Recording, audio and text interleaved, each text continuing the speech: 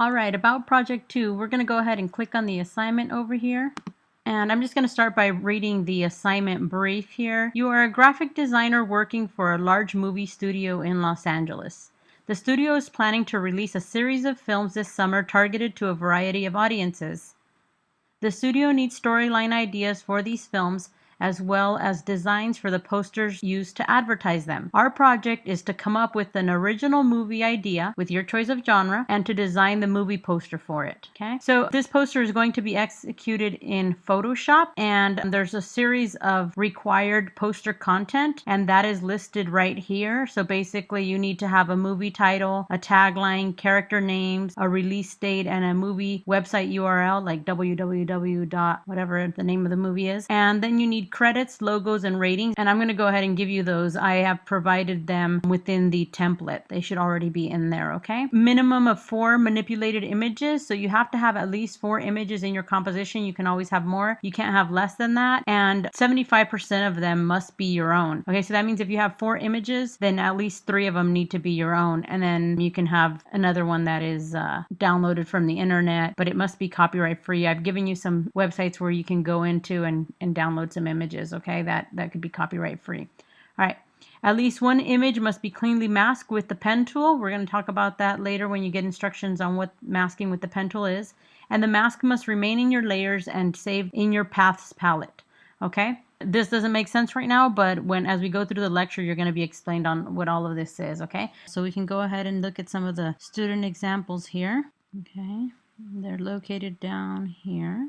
And you can just click on these and you can click going through these and you get kind of a sense for what the students are doing and how there's more than one image being executed here. Now notice this is the actual student who did this. He took pictures of some texture and backgrounds that he wanted to use. The only part that isn't his own image is this one here. Okay, and that's because executing fire in a photograph is very, very difficult. So he got approval to go ahead and use that one as one of his images. Okay, so in the event that you can't photograph them yourself, that's usually when you want to resort to those things that are copyright free online. Okay, and for the background, notice that I mentioned he had used texture. You're going to want to photograph things like texture, even if you don't think you're going to use them, just because you never know when you need that extra kind of layer to blend and blur things out and stuff like that, which is commonly done in movie posters. Okay.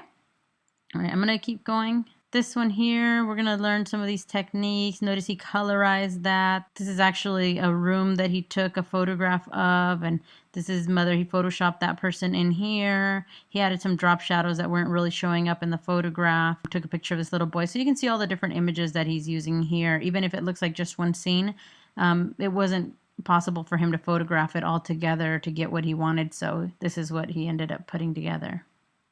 Okay, the movie sketchbook, you'll notice that there's this image here, there's these image of this couple here, there's this photograph with the pencils, there's another image here. Okay, so you'll notice that there's this different layering effect, and then, he came up with a nice title and then used the credits that were provided. Okay, so you can just go ahead and look at these and kind of get an idea and a sense for what these might be about, okay?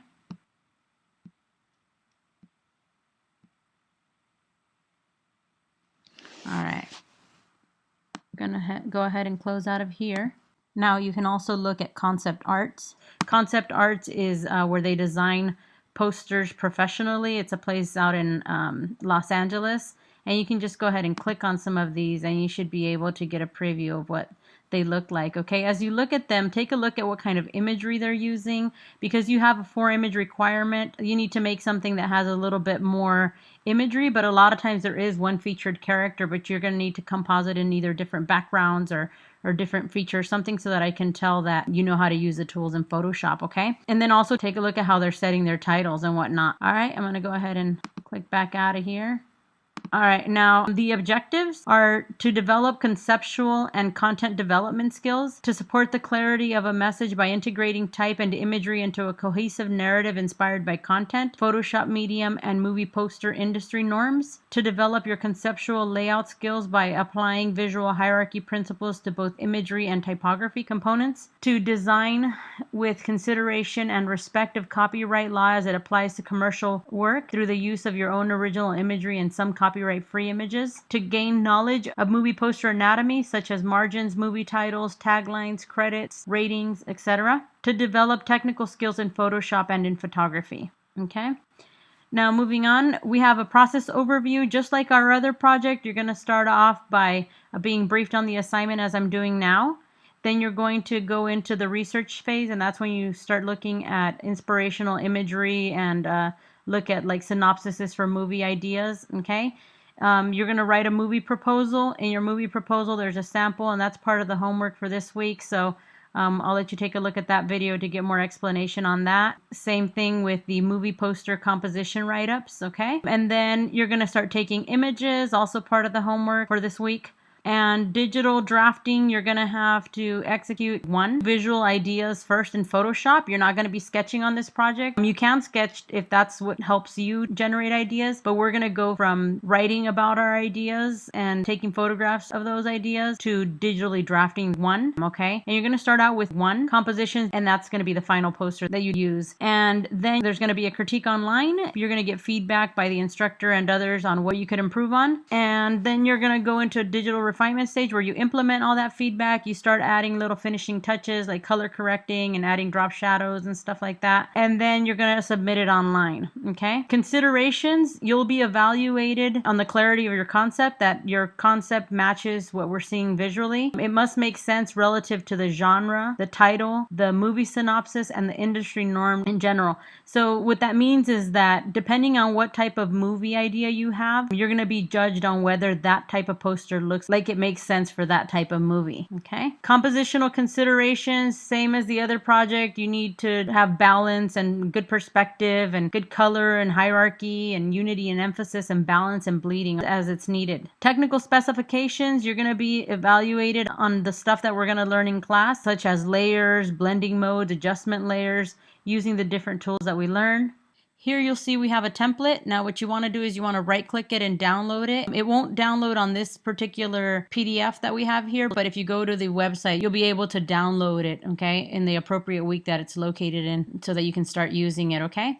And then software, we're going to be using Photoshop. The orientation is going to be portrait because movie posters are portrait.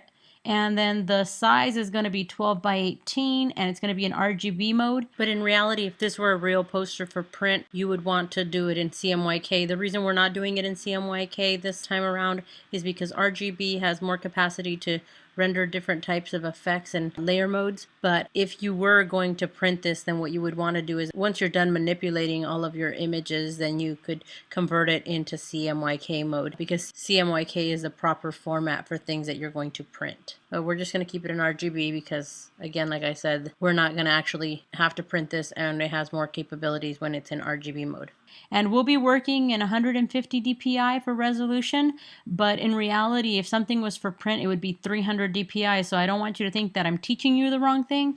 Anything that is going to be printed, even though we're not going to print it, anything that would normally be printed, such as a poster, you would want to do in 300 dpi. I'm just doing it in 150 dpi so that as you load your documents online, it doesn't take as long, okay? Now images, you want to have the highest quality original images. Some copyright-free downloaded images are okay within the image limitations that we mentioned before that you're limited to, okay? How many you can have that aren't your own, okay? And then also, to get the highest quality images, what you want to do is make sure that you set your camera to the highest quality setting. Usually it'll be like finest or best or better. Different cameras name them differently, okay? And the cameras are available for checkout in the lab in case you don't have one. They are available for checkout, and I think they do like 1 or 2 day checkout for you guys, okay? So I would suggest going in there if you don't have a camera and checking them out. Otherwise, you know, you could always use your own or borrow one. Just find out where the highest quality setting is and make sure that you've changed that, okay? Just another note, phone images usually will not work unless you have a really high, decent camera on your phone. They usually won't be of good quality, and because you get evaluated on your quality, I always recommend to people to go and check out one of the cameras in the lab instead, okay?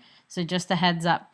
All right, the grade sheet for evaluation, the grade sheet is available here. The grade book, when I finish evaluating the projects, I'll enter it there. Your Photoshop tutorials are available on the course website, just like your other one. You know where to download the trials. And then your turn-in format, it's going to tell you exactly how to turn this in. Notice it tells you basically You need to have turned in all your assignments during the week in which they were due for homework. And then also you need to go in here and at the very end you need to fill out your design brief. You need to name your files a certain way. You're going to be submitting them in these two formats, and it tells you exactly how to name them, and then you need to load them into Laulima, okay? The schedule, you can click here and you'll get into the schedule and the due dates which are on the website, all right? Okay, so go ahead and make sure you take a look at this assignment and read it in more detail. You're basically designing a movie poster. You're going to come up with the movie idea and you're going to visualize what it's going to look like, and then you're going to take photographs and you're going to try to execute it with the tools that we learn in class throughout the lessons, okay? If you have any questions, iled@hawaii.edu or 808-343-9565.